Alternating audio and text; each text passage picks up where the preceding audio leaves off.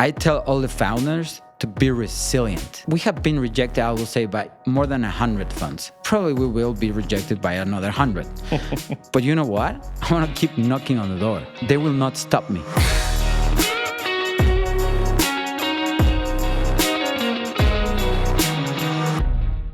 All right, everyone. Welcome to the IO podcast. Sterling and I are pretty stoked to have our friend Rene Saul, who is the CEO and co-founder of a massively successful business that you may not have heard about yet named Kapital. Rene, thank you for joining. Can we just say how well that accent came off? Yo That puedo was hablar nice. español. ¿Cómo está mi acento? Guys, much appreciated. No, but I'm here with two ballers that actually are successful, and I'm happy to be here with you guys and learn from you guys, which is why it makes us better. But thanks for calling us how you describe Kapital. Much appreciated, but I will say that we still have lots to do. Oh, no doubt. Rene flew into Utah because we have a board meeting today. Pelion is lucky enough to be a large investor in Kapital and friends with Rene. And so we've got a board meeting. We thought, hey, while you're here, Rene, let's spend like 20 or 30 minutes telling the world who listens to the IO podcast a little more about your business. So I think it'll be a fun conversation. And maybe where we start is, can you tell people who aren't familiar, what is Kapital and how did you start it? What's the origin story? Well, Kapital is, I would like to say it as our mission is, we empower SMBs to grow. And that's what we do. We combine, and we were the first ones with the thesis that I wanted to give more the SMBs so they understand their finances. And my thesis back in the days were you have to put where the banking is, the financial information. And the answer is simple. In the SMBs space, they ask me why. It's because the only place the owner of the SMB looks at is where their money is, especially in Latin America. And not in Latin America, it's not as sophisticated. We're a fintech based in Latin America. Our headquarters are in Mexico City, and we operate in Mexico City and Colombia, and we also do cross-border here. But the SMB is deorganized. It's not like in the US. You start with these ERPs, QuickBooks, and all that stuff. In Latin America, you just go outside and sell, and you don't know your numbers, right? And sometimes that's a mistake. Well, it is a mistake. And you need to give this type of information at the beginning so you make better decisions. And when in order for you to make better decisions, you need to know yourself better. That's what that's what I wanted to build. And then on top, you have to add these financial services that in Latin America are hard to access and put it there. And the technology that we have is based on the electronic invoicing. So it facilitates everything. Right? Yep. And that's what Kapital is. And the reason, and when we started, I'm going to go to answer your second question. We started in my first business was almost 13 years ago. And I will say it's one of the hardest lessons I ever learned, but one of the best things that ever happened to me. And that's what I would like to say to the public is you don't have to be scared of failing because we fail hard. We wanted to do Aldi, the hard discount businesses. They were just arriving in Mexico, just to keep it short. We wanted to reply that business model. I was part of the investment team. I put all my money in. I wasn't part of the management team. But we failed for different several reasons. And what I saw from the outside is we didn't see our finances correctly. We didn't know who owed us money, and we didn't see who we owed money. So it struck me hard. We were lucky enough that we recovered the majority of the money because we trespassed the locals, so we almost recovered everything. But being in that kind of failure, it's when you learn. I don't know somebody that is successful that hasn't failed. Mm-hmm. It's just, that's why I tell people, we need more entrepreneurs. We need more so they learn. And they create jobs. It doesn't matter what they do. And that's how you start building resilience. So we'll come back to more of the Kapital thing, but now that you've brought this failure thing up, how do you think about failure? You don't fear it? How do you respond to it? You fear it. Of course you fear it. Everybody fears it. Yeah. I mean, but when you are in the situation, you need to act fast and solve. That's when you learn, Yeah. because you learn not to hesitate. Yeah. And when you're building a startup, when you're building a business, the best decisions are when you face a problem, you don't need to hesitate 1 second, and you need to learn and act fast. That's that's in failure. Those are the things that you learn. So when we were in my first entrepreneurship, that's what happened to us. When I combined all these things, then I went to my second business, which was an offline lending business. We did agricultural loans to the US, all the guys that produce all the berries to the US. I like to always say that you get the best berries because we export them to the US. So we finance those guys. And in the lending business, it's not about lending, it's about collecting. That was my second learning. And when I started Kapital in 2017, I have a successful business. I sold it all. So what year did you start Kapital? Kapital, we started in 2020. 2020. And I sold this business in 2019, and I went all in Kapital. Yep. But I wanted to base it in a different approach, combining all these experiences, the learning on lending and how to lend, how to underwrite your client, to understand your customer, and having these learnings from the failure that we didn't have this visibility. I wanted to build this ERP in the banking and in the lending in the same place. So what I'm telling you is everything that I did on my past led up to this. And I didn't realize, because until I started pitching to the VCs, that my brain was like, all these learnings were this. For those who don't know, Kapital is unique in many ways, one of which is that they are actually a bank, a regulated bank, because you acquired a bank. So when you started Kapital, you were not a bank. No, we were not. We were a fintech. So tell us how you went from like pure play software fintech to actually becoming a regulated bank, why you did that, how that's gone. The reason that we bought a bank is two reasons. The first one is I do believe that the future of fintech since day one is regulated. So I wanted to be one step ahead of my competitors and have a license that is fully regulated. And in the SMB space, when you don't have access to credit, your resources are limited, right? Yep. So these type of licenses are the ones that you really like to work with. So you work with banks, especially in Latin America, for any reason that might happen, right? Maybe this fintech disappear and you can get into trouble, and then your money disappears, right? You don't know. Yep. So they wanted to go with these type of businesses that have these type of licenses, and you give more certainty to your customers. So that happens since day one. The second reason is my favorite one, is because I don't like to depend on anybody. And having a bank and having liquidity, and it allows you to become and monetize your business better by being efficient, being profitable since when you start. I mean, for us, raising money is one of the hardest things that you face. And we have strong competitors. You have smart people out there. We arrived late to the party because our competitors raised money in 2020 and 2021 when it was very easy to raise money. We didn't. I put all my money when that happened, and we were trying to build an efficient business that didn't depend on anybody. Yeah. So that's why we had a different approach, and that was also the reasons that we decided to buy a bank and make it profitable as fast as you can, so you can keep growing fast and in an efficient way. One thing that's interesting, you mentioned like fundraising is one of the hardest parts about being a founder. Something that a lot of people who watch this care about. So what are your main learnings on fundraising? Oh, I love that question. You're a founder too. I know that we feel the same pain, but it's resilience. Mm-hmm. I tell all the founders to be resilient. And we have been rejected, I will say, by more than 100 funds. Probably we will be rejected by another 100. But you know what? I want to keep knocking on the door. Mm-hmm. They will not stop me.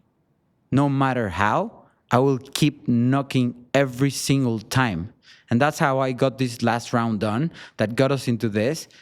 I will not stop, period. And that's what you need to learn. It doesn't matter who rejected you, what they say, who doesn't believe in you. I mean, people that have rejected us, they have come, I will not say names, but they were 2 days ago at the office, And they came to our office and said, guys, I reject you. So I feel so bad that we rejected you and we regret it. Sorry, the train is gone. I've seen that the best VCs are the guys that invest in people, invest in the founders. And they want to see the perfect model. There isn't a perfect model outside. Yeah. Right?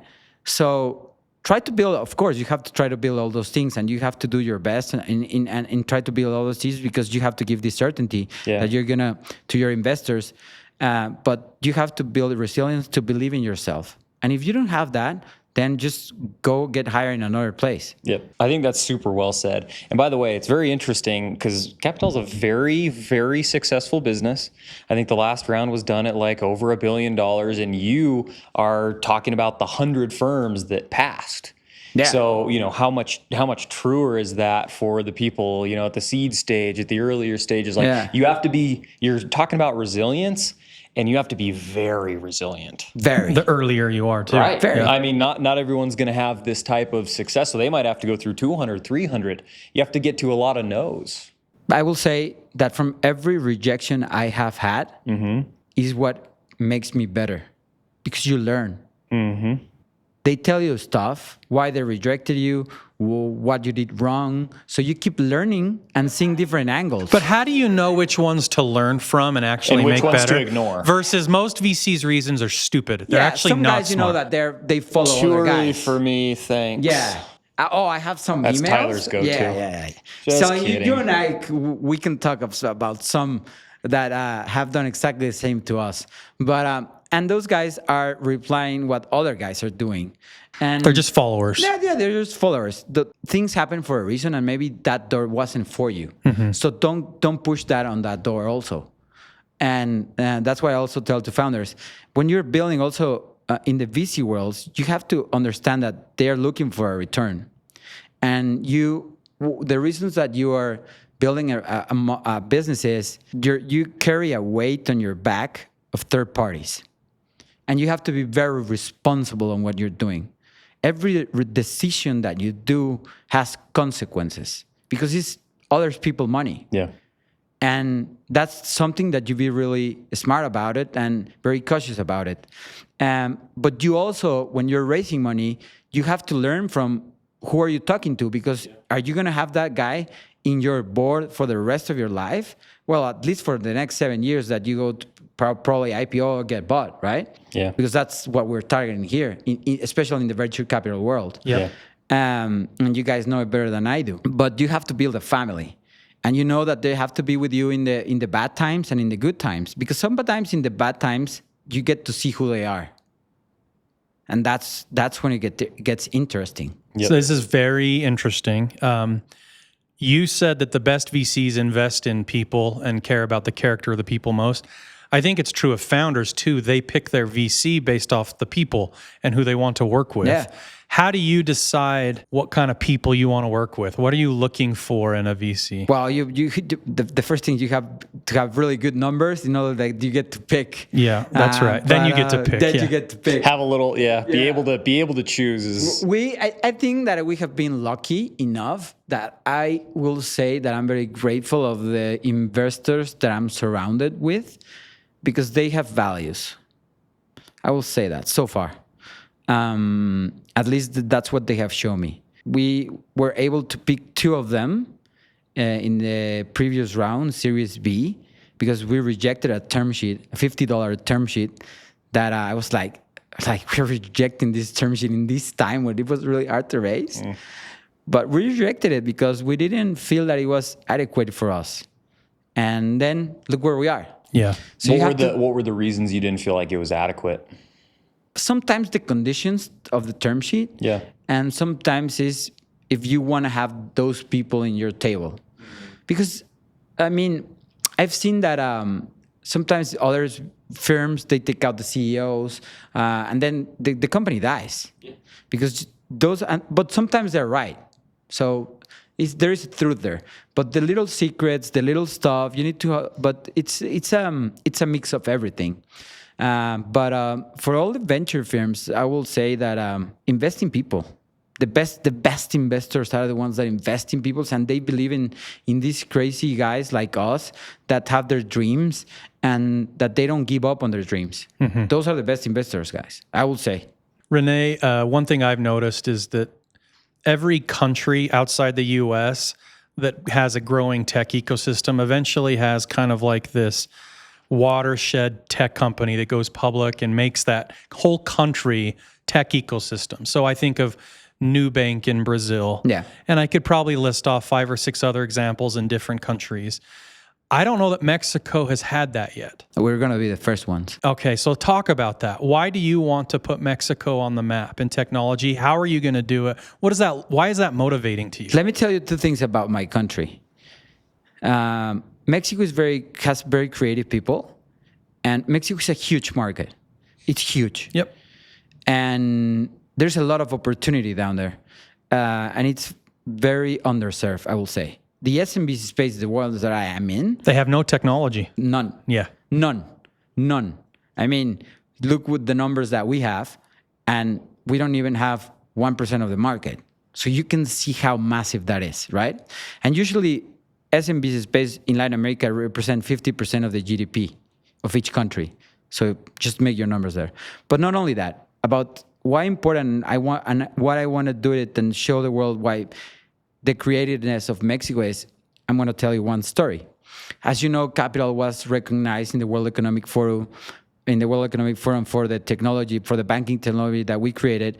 And I was standing up a forum when they were recognizing us, and I was speaking to them, and I wanted to ask a question about the pandemic, right? And I asked to the people in the forum, I know there were like 200 people, and I asked them, how many people do you know that in the pandemic they were selling the face mask and the liquid gels in friends of you? Raise your hand. Nobody raised their hand. Okay. I did that question in the first forum that I was invited recently. Guess how many people raised their hand? All. All. That's how creative we are. We always find the way. That's what I'm trying to tell you. We're entrepreneurs by nature. The Latino community in the US will be the 7th economy in the world. Just the ones in the U.S. Just the ones in the US. Yeah. They're bigger than Great Britain. That's the creativeness of Mexico. And we are the little brothers of the US. That's what I like to call it. And we have a lot of things to show to the world. And that's why I want that Kapital becomes this startup that has proven differently that you can build a startup and a successful and efficient business and have a great exit. I think once you guys do it, everyone will kick themselves for not believing Mexico could be a tech center with great outcomes. In the same way people regretted passing on Nubank or not believing Brazil could have a big business. That's what Nubank proved for Brazil. Yeah. You're going to do it for Mexico. We will. Hey, Rene, can you tell everyone the story about your marathon and what it tells about you and kind of what motivates you? I think is probably the right angle here of, do you get more motivated by people who doubt you or believe you? No, this is, okay, I'm going to tell a very personal story here. But since you brought it up, is when I was telling you that how we were building Kapital, all the things that happen to you that you learn from your businesses is the same how you build the resilience, right? Yep. And this is how I built my resilience. And then I didn't figure it out after later. 2010, 31st of December, we were doing New Year's Eve. Me, my dad, my best friends and his dad. And we were talking about the marathon because one of my friends was going to do the Paris Marathon. I used to weigh 220 pounds. Is that like double what you are today? Yeah, double. Yeah. I was Nacho Libre. And my dad looked at me and he said to me, look at yourself. How are you going to run a marathon? You haven't even run a 5-kilometer race. And I was like, what? I was like, watch me. And then my dad's friend, he says, I bet that he can. So the bet was on. By April, I ran the Paris Marathon, 2011 April, and I beat all my friends that did the marathon. I mean, for that time we had it wasn't like the best time ever, but at least for my best marathon, it was a really good time, 4 hours, something. Yeah. And then at the end of the year, I ran the New York Marathon, and then I did an Ironman, 7.3, the Miami one. But the reason when people ask me, you did it to prove your dad, just like, no, you're wrong. And then they tell me, you did it to prove yourself. No, of course, I knew if I was getting into it, I knew what I was capable of. I knew it. That's when you discover that you have to be resilient. But the second thing is, and the reason I did it is because the guy that bet on me. That's the real reason that I decided to prove everybody. And this is the same in the venture capital world. These guys that are investing in you is because they believe in you. So you carry all this weight in your back, and you have to prove the people why they believe that you. So that's the story of the marathon. And of course, I lost weight. I become more healthy. I mean, good things happen from those old things, but you build resilience. But the most important is you have to prove people that they believe in you. Why? And he won the bet to my dad. That's awesome. Yeah, he won money. But that's the good things that happen. And when you raise money, it's like, we haven't celebrated a race. I mean, we are a unicorn. I hate that word. I hate that word. People celebrate their rounds. I haven't celebrated a single round. Because it's actually Why? like you have to Of course, it's a return great it. accomplishment, Yeah. yes, and it's hard because it's really. I understand the people that really celebrate those things because it's really hard to do it. But it's just another day. I'm gonna celebrate when I get your returns, and you start pitching at us. Sorry for the word, but that's when I'm gonna celebrate because you get your returns, and I get, of course, my returns. That's when you are able to celebrate something. Yeah. And that's what we said. And I'm going to keep that tradition. We're very traditional guys. We have our traditions, and we always love to stick to those traditions. I've got one more, then we'll see if Sterling has any more. Of course, guys. You kind of already answered the question of what drives you. It's people who believe in you, and that's what's driving you.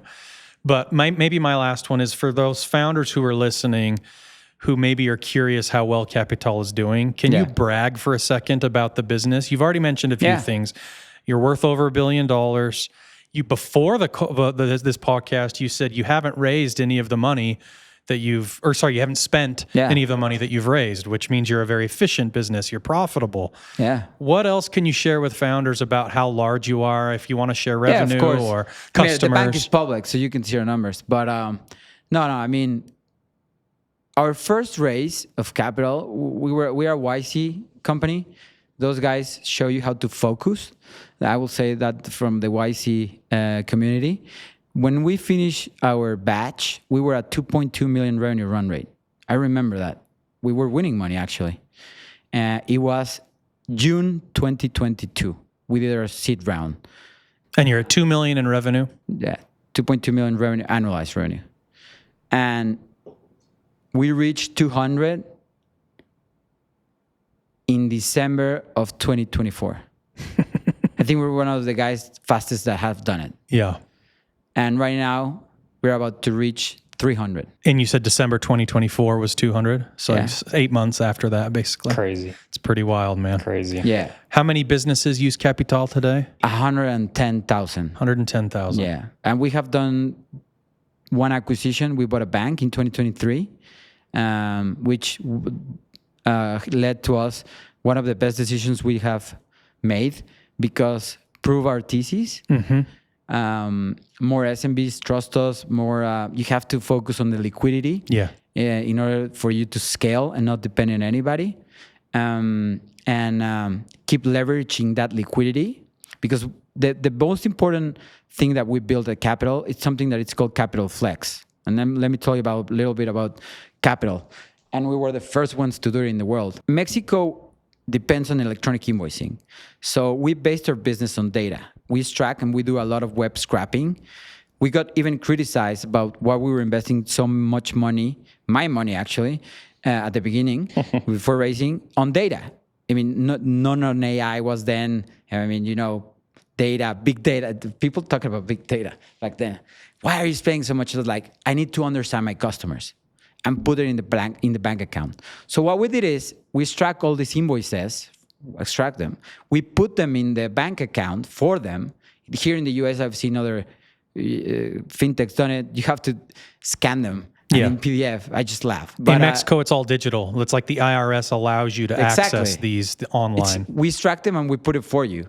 And what we build is you select the invoice that you want to pay, and you defer the payment in different installments, and we pay directly your vendor. That became our most successful business ever, because what we did is we redefined the buy now, pay later model in lending. We secure the capital loan that actually the SMBs use the money that we lend them in a secure way, and they don't go to buy a Ferrari. Sometimes the SMB understand what to do with the loans that they get everywhere in the world. And the reasons that we did it is you have to understand how the mind of the SMB owner works. And let me tell you a quick story. Is in Mexico, the buy now, pay later was invented first than anybody in the world. It was invented in 1997 with a combination with a department store and American Express. Those are the guys that invented the installments. And then, Klarna companies came, but the reasons they did it is because everybody bought a TV that way. Mm-hmm. Because the acquisition power in Latin America was lesser than in first world countries, right? Yep. Mm-hmm. Now that's changing. And so for me let's put it the way people buy things. And they're going to use our product because that's how they are used to it. And we're not going to monetize it. They're going to have liquidity by the end of the month. They're going to get cheaper prices if they pay on time their vendors. And we're going to build a money-making machine because it's going to be revolving. And they're going to use it. It's not a lending product. It is a lending product, but what not we a traditional lending product. Not a traditional lending product. It is a new way of payment. Yeah. That's what we did at Kapital. Last question I have is, you're building your business. What's a company that you really admire and why? The company that I really admire, that's a really good question. I admire several companies that I admire. Of course, the big ones. But it's not the company you admire. It's the people that you admire that runs the company. Of course, you see these stories about Steve Jobs and all the guys. Of course, we admire that. For particularly of me, I read the story of Phil Knight, Shoe Dog. Yeah. So I admire Nike. I have my Nikes here. It's a really good story. He's an entrepreneur that was resilient. Mm-hmm. And this one is it's one of the best biographies that I ever read, and I admire him because how resilient he was on building Nike, and how it was Blue Ribbon, if I recall correctly. Yep. And then how he shifted and how he did a different approach, carrying these athletes and building that brand, and he did things differently, and he was underestimated. Mm-hmm. So I think that I feel we combine those type of things, but that's a company I really do admire. Very cool. Yeah. Rene, this has been fun, man. For everyone listening, eventually when Kapital goes public, hopefully you'll be able to say you heard Rene on this podcast I before. will do my best. You will do your best, that I know. Thanks, All right, Rene. thanks, Rene. This is awesome. Yeah, thank you guys.